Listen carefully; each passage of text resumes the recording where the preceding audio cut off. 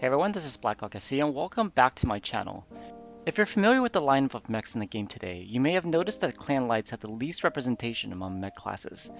The release of the Incubus is only the 8th mech to be released in the category. Although lights are not what I play the best, I'm still excited that the Incubus could fill in some gaps that are missing in the current lineup. In this video we're going to look at the Incubus in depth and talk about and demo what I think is the best variant of the chassis. Before moving on, I'd like to thank the viewer who donated the mech pack to make this video possible. The Incubus is a 30-tonner clan battle mech, which means you can change the structure and armor type, which you probably wouldn't do, or more importantly, change the engine size, which is much more important. In the current game, you can go down to as low as an XL225 if you need more free tonnage, and still have a sufficient number of engine double heatsinks. If PGI follows through on what they said they're going to do, and equalize the engine and external DHSs so as to not penalize external DHSs, these battle mechs will be even more flexible than they are now. Another advantage is that it's got some very high mounted torso hardpoints. The placement of the ballistic hardpoints don't matter that much because you just don't put mid or long range ballistics on a 30-tonner. Instead, the energy hardpoints are the ones to pay attention to, since this allows the Incubus to hill peek with laser weapons better than the Cheetah, for example.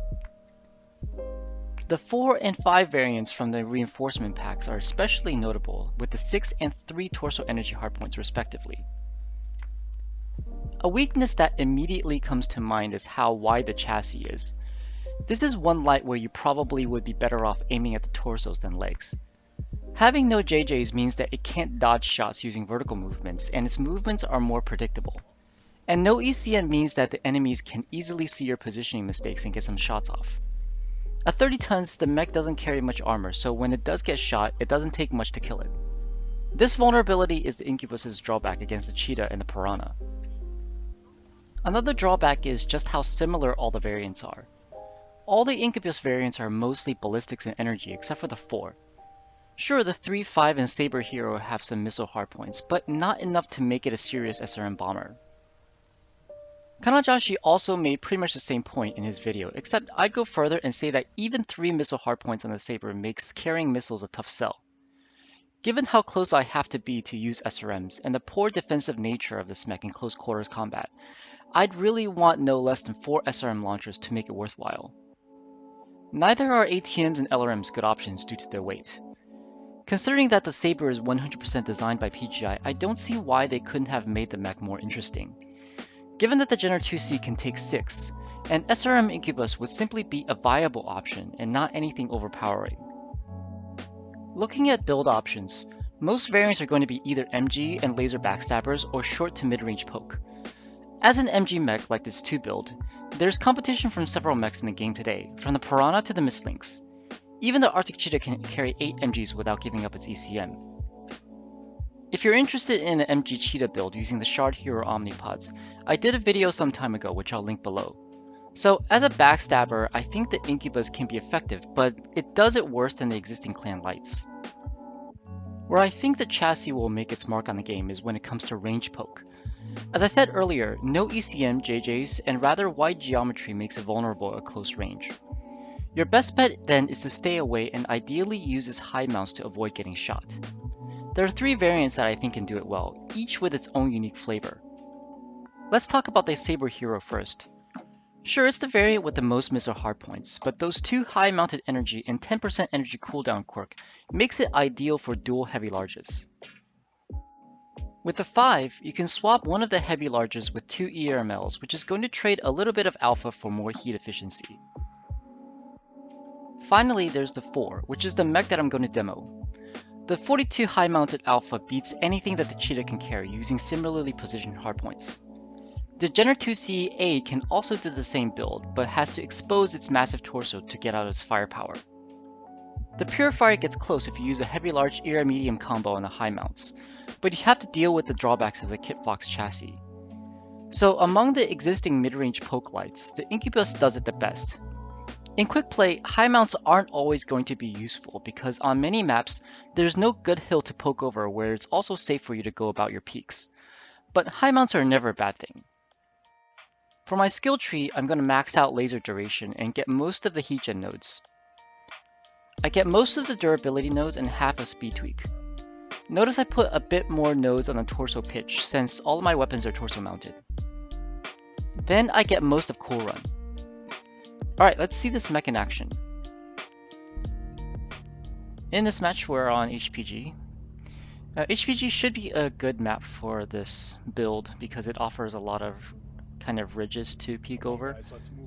A lot of the surface is flat and there's many different levels on the map, so you can kind of peek above these different walls and get some good shots using the high torso mounts. So I was trying to see if there's anything up above the ridge. There wasn't any. Went to the side, there wasn't any, and went back up to the HPG again, and there were some mechs already there. I was lucky I didn't get shot on that last poke. I didn't expect for a mech to be coming up on the ramp on the other side.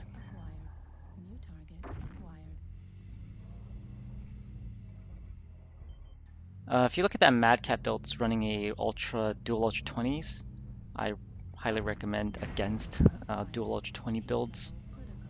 If you want to know why, leave a comment below and I'll try to answer that question. It's a little bit complicated. One thing you saw that Huntsman was able to get a lock on me and shoot some ATMs. I feel like the Incubus is pretty vulnerable to lock on missile weapons because of how wide the chassis is, and it presents a lot of surface area for the missiles to lock on. So I would say that's one weakness of the chassis as compared with, say, like the Archita or the Piranha. But the Piranha it takes a lot of missiles to kill the Piranha because of how small it is, whereas the Incubus, it takes a lot of damage from missiles. So with all these issues, I think generally speaking, the Incubus is pretty decent light, but it feels more situational than the ACH or Piranha. What I'm trying to really do here is just to rotate around the back of the enemy team and try to get back shots as much as possible. See, if you look there, there's an enemy UAV. I kind of missed it, so uh, I should have. If I saw that, I would have shot it down. Ruins my sneaking.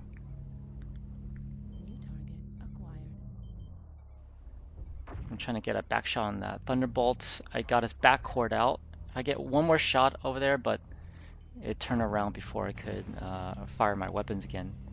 So took some damage in return.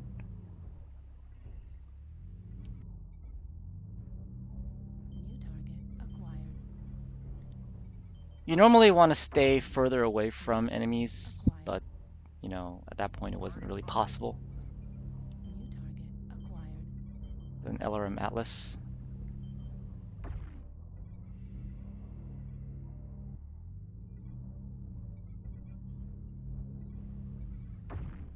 Now at this point I wasn't aware of the enemy towards my right. I got shot by this guy there. I really should just run away from here instead of shooting at him.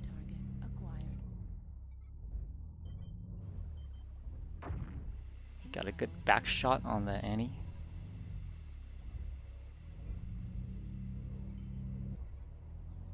Trying to see if I can get more shots on the Annie, even though there's a mech towards my right. But taking out that Annie would be pretty helpful to my team, or at least taking out some of his components.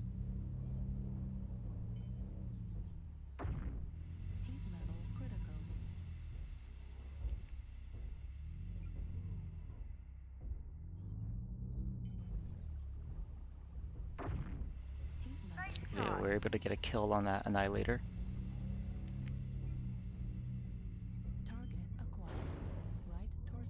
You should have noticed that the DPS on this mech isn't that great. So the best thing to do is try to place your shots as well as possible. Place it in vulnerable locations. Use that damage wisely. For example, at the back, shots in the back, shots in the CT. Shots on side torsos aren't going to be the best. But if that's the only thing you can take, that's the only shot you can take, just go ahead and take it. One thing I didn't mention also was that, it should be kind of obvious that this build isn't very good at taking out or defending against lights. So mechs like the Piranha and Locust are going to be pretty dangerous for you. You would probably try to get away from them as much as possible. So this has been a pretty decent match. Again, I'm not a great light pilot, so I'm sure you guys out there can do better. Well, if you like this video, make sure to give it a like and subscribe to this channel for more MWO content like this. And I'll see you next time.